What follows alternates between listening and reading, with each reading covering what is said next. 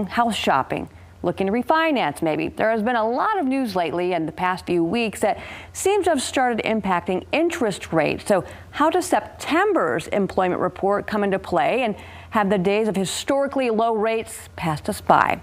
Here to help with that answer and more is David Hall, CEO of Hall Financial. Good morning, David.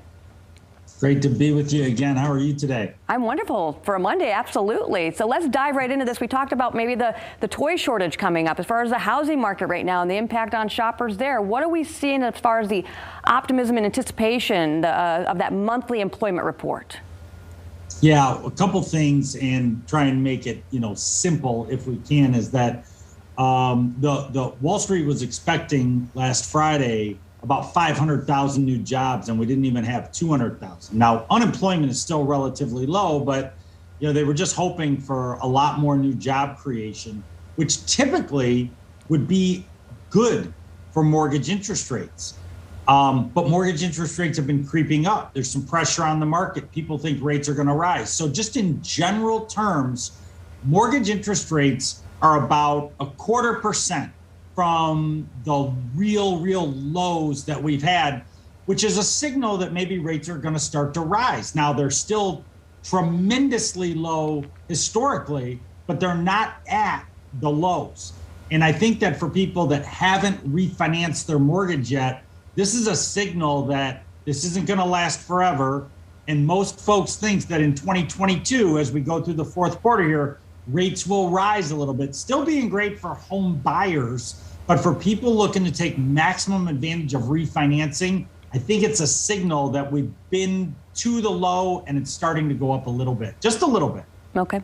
It's kind of become a game with us when we watch a house go up for sale in our neighborhood. We just kind of wait to see how many hours or minutes and barely any days for it to sell. So we keep hearing about how much houses are selling for on the market. So what kind of impact have you seen as far as the equity of a home?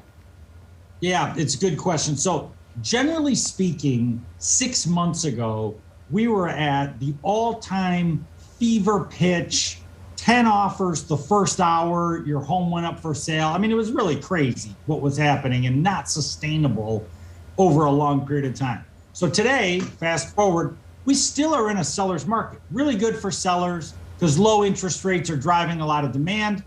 I would say, though, that the market has cooled off a little bit compared to that, meaning homes are on the market a little longer, not a lot longer, but a little longer.